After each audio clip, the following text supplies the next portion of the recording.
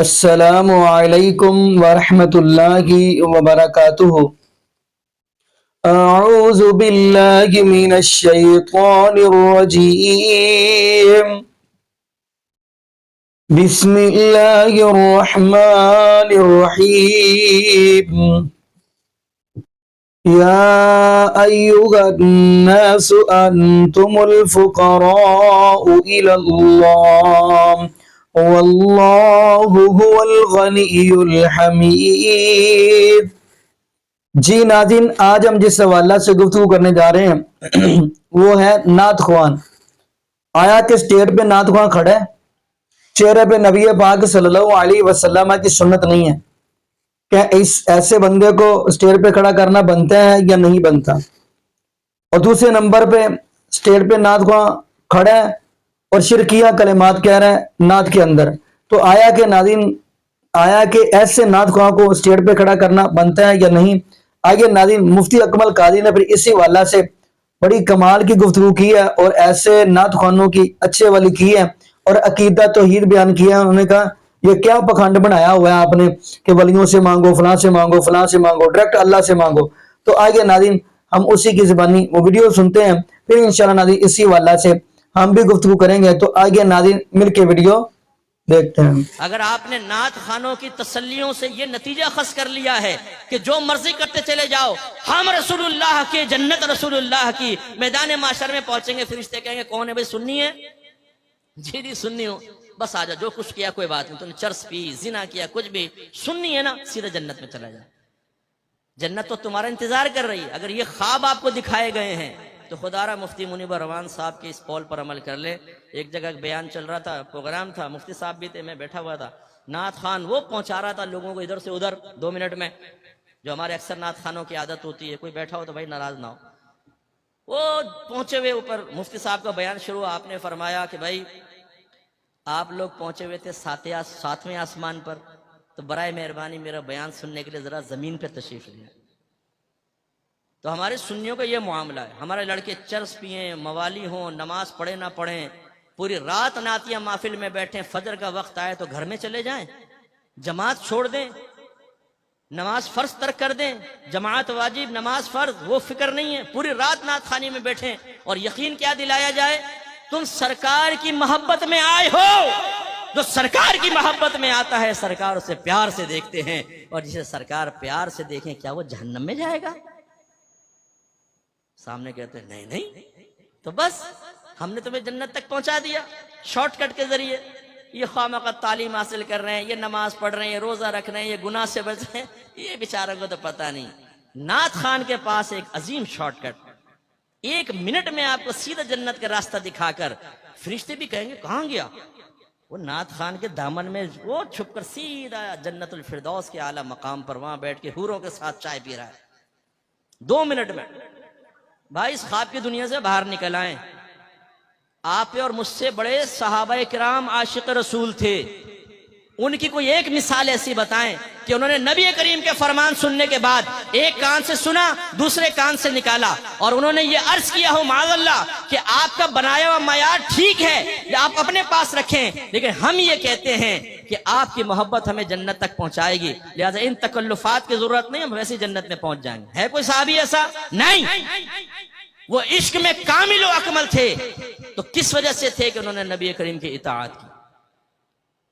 آج ہمارے سنی نعرہ لگاتے ہیں غلامی رسول میں موت بھی قبول ہے، جو ہونا عشق مصطفیٰ تو زندگی فضول ہے۔ پھر ایک دوسرے کو دیکھتے ہیں کیسا لگا نعرہ، اسے کہتے ہیں واہ کیا نعرہ لگایا تم نے یار، بلڈ سرکولیشن تیز ہو گئی۔ اچھا بھائی کر لے تیز، اب یہ نعرہ بھی لگا کہ غلامی رسول میں داڑھی بھی قبول ہے، کیونکہ سرکار نے فرمایا داڑیاں بڑھاؤ، مونچھیں چھوٹی کرو، اور یہودیوں کی صورت مت بنو۔ یہ نعرہ لگا غلامی رسول میں باقاعدہ علم دین سیکھنا بھی قبول ہے، کہ آپ کے نبی نے فرمایا طلب العلم فریضۃ علی کل مسلم، علم کا حاصل کرنا ہر عاقل بالغ مسلمان مرد و عورت پر فرض ہے۔ اپنے گھر والوں کو نیکی کا حکم دیں، برائی سے روکیں، کیونکہ اللہ نے فرمایا وَأْمُرْ أَهْلَكَ بِالصَّلَاةِ وَاصْطَبِرْ عَلَيْهَا لَا نَسْأَلُكَ رِزْقًا نَحْنُ نَرْزُقُكَ۔ اپنے گھر والوں کو نماز کا حکم دے اور خود بھی اس پر ثابت قدم رہے، ہم تم سے رزق کا سوال نہیں کرتے، رزق تو ہم تمہیں عطا فرمائیں گے۔ یا ایھا آمنوا قوا انفسکم واہلکم نارا وقودھا الناس والحجارہ، وہ میں نے آیت پہلے بھی آپ کو سنا۔ تو کرے اپنے گھر والوں کی اصلاح۔ بیوی پڑی فجر میں خراٹے لے رہی ہے، شرم و حیا نہیں ہے کہ بیوی کو اٹھاؤ؟ جوان بیٹا پڑا سو رہا ہے، یہ نہیں کہ لات مار کے اٹھائے کمبخت اٹھ۔ ہاں، اگر گورنمنٹ آف پاکستان یہ اعلان کر دے جو فجر کی نماز با جماعت ادا کرے گا اس کو 5000 روپے ملیں گے، یہی ابا ہوگا، یہی تھکا ہارا بیٹا، یہی زلفوں کی اسیر بنانے والی لیلا۔ پھر اس مجنون کو، اس ابا کو دیکھیں آپ، لات مار کے نہ اٹھائے بیٹے کو، کمبخت اٹھ، 5000 کا معاملہ ہے، 5 تیرے 5 میرے 5 چھوٹے بیٹے کے 15000 روپے روز ایک نماز کے، پھر 5 نماز، پھر مہینے کی کیلکولیشن کر کے ابا کہہ لو اپنا تو وارے نیارے ہو گئے۔ تو آپ کی بات نہیں کر رہا ہوں، یہ دنیا دار قسم کے لوگوں کی بات کر رہا ہوں، لیکن سوچئے کہ ہم کیا کر رہے ہیں۔ اسی طرح یہ نعرہ لگائیں کہ غلامی رسول میں ہر گناہ چھوڑنا بھی قبول ہے، کیونکہ میری والدہ سیدہ عائشہ صدیقہ رضی اللہ تعالیٰ عنہ کہتی ہیں کہ نبی کریم صلی اللہ علیہ وسلم اپنے ذات کی خاطر کبھی کسی سے انتقام نہیں لیتے تھے، لیکن جب کوئی اگر اللہ کی نافرمانی کرتا تو سرکار اس سے انتقام لیتے تھے۔ انتقام کا مطلب اس پہ سزا جاری کرتے تھے، اظہار ناراضگی فرماتے تھے۔ اگر آپ یہ سمجھتے ہیں کہ نعت خوانی میں بیٹھنے کے بعد میں نماز قضا کروں، میں لڑکی بازی کروں، میں سیکس چیٹ کروں، میں پورن ویب سائٹ کے وزٹ کروں، میں گندی حرکتوں میں ملوث رہوں اور سرکار مجھے محبت بھری نگاہوں سے دیکھیں، تو یہ آپ کی خام خیالی ہے۔ نافرمانی اور محبت رسول جمع ہو سکتی ہے، اس کا انکار نہیں ہے۔ شیخ عبدالمحدث دہلوی رحمۃ اللہ علیہ فرماتے ہیں کہ نافرمان اپنے دل میں محبت رسول رکھے، یہ ممکن ہے، لیکن فرمایا وہ محبت رسول میں ناقص ہے، اس لیے کہ محبت رسول کا تقاضا یہ ہے، محبوب کا تقاضا یہ ہے کہ محبوب کے کہے پر چلے۔ لوگ تو اپنے محبوب کے لیے استادوں کو چھوڑ دیتے ہیں، لوگ تو اپنے محبوب کے لیے اکیڈمیوں کو چھوڑ دیتے ہیں، لوگ تو اپنے محبوب کے لیے استادوں سے بدتمیزی کے لیے تیار ہو جاتے ہیں۔ یہ محبت کا تقاضا ہے، ایسا ہونا چاہیے محبت، کامل محبت، پکی محبت۔ ایک عورت کی محبت میں انسان سب کچھ قربان کر دے، یہ ہے کامل محبت۔ بس میں کہتا ہوں کہ اس کی مثل نہیں کہہ رہا ہوں، ایسی محبت ہماری ہونی چاہیے کہ نبی کریم کی محبت میں باپ ناراض ہو، ماں ناراض ہو، دوست ناراض ہو جائے، کوئی بھی ناراض ہو، جب میرے نبی نے فرما دیا تو میں نبی کا کہنا مانوں گا، سب کی ناراضگی مول لوں گا۔ یہ ہے محبت۔ یہاں تو نفس و شیطان ہی اتنا غالب ہے، اللہ ناراض ہو، رسول ناراض ہو، نفس و شیطان ناراض نہ ہو، یہ روش صحیح نہیں ہے۔ تو اس لیے میں آپ سب سے گزارش کرتا ہوں، آئیے، الحق اسکالرز اکیڈمی آپ کو دعوت دیتی ہے، یہاں پر آ کر قرآن سنیں، دین سیکھیں، عقائد کی اصلاح کریں، تزکیہ نفس کریں، کتاب اور حکمت سیکھیں، آپ خود بھی سیکھیں، عمر کے کسی بھی حصے میں ہوں۔ میں اپنے بزرگوں سے عرض کرتا ہوں، آئینے میں اپنے سفید بالوں کو دیکھ کر یہ سوچنا کہ اب تو عمر گزر گئی چھوڑ دو، نہیں۔ ایک بزرگ کے پاس ایک بوڑھا شخص آیا، کہنے لگا میں توبہ کرنا چاہتا ہوں۔ آپ نے فرمایا کہ بہت دیر سے آئے۔ اس نے کہا حضور بہت جلدی آ گیا ہوں کیونکہ موت سے پہلے آیا ہوں۔ تو یہ نہ سوچئے کہ جی ہم نے تو پوری زندگی گزار دی، اب کیا علم سیکھیں، نہیں۔ اگر آپ اس طرح چلے گئے تو ہو سکتا ہے جوانی میں کی گئی غلطیوں کا خمیازہ بھگتنا پڑے۔ سفید بالوں کا مطلب یہ نہیں ہے کہ اگر آپ کی زبان سے جوانی میں کلمہ کفر نکلا تھا تو معاف کر دیا جائے گا۔ آپ اگر نمازیں قضا کرتے رہے تھے تو صرف آپ کی سفید داڑھی کو دیکھ کر نمازیں قضا کرنے کا گناہ معاف کر دیا جائے گا۔ یہ کہاں سے آپ نے نتیجہ نکالا؟ آپ بھی سیکھیے اور اپنے بچوں کو اور خصوصاً بیٹیوں کو یہاں ضرور داخلہ کروائیں، علم دین سیکھیں اور پکے سنی بنیں، پکے مسلمان بنیں کہ جو اپنے مذہب کو بیان کرنا جانتا ہو، مذہب کا دفاع کرنا جانتا ہو دلائل کے ساتھ، پھر مجاہدین پیدا ہوں گے۔ جی ناظرین، آپ نے یہ ویڈیو ملاحظہ فرمائی۔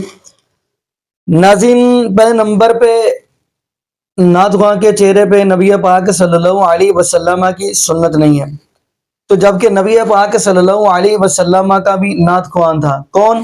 حضرت حسان بن ثابت رضی اللہ تعالی عنہ، اور چہرے پہ نبی پاک صلی اللہ علیہ وسلم کی سنت سجائی ہوئی ہے، اور وہ نعت خواں جن کے بارے میں اللہ رب العالمین فرماتے ہیں اے میرے محبوب علیہ السلام، حضرت حسان آپ کی نعت پڑھے گا، یعنی آپ کی تعریف کرے گا، آپ سنیں گے۔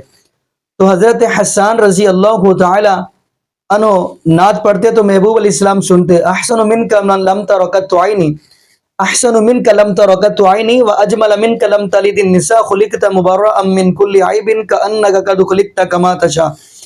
یعنی حضرت حسان بن ثابت رضی اللہ تعالی فرماتے ہیں اے میرے محبوب علیہ السلام جی میں نے بڑے بڑے حسین و جمیل دیکھے، یہ بھی نعت خواں ہیں، یہ ہمارے معاشرے کے نعت خواں نہیں، چہرے پہ داڑھی بھی نہیں ہے اور شرکیہ کلمات کہہ رہے ہیں۔ اب یہ کیا کہہ رہے ہیں؟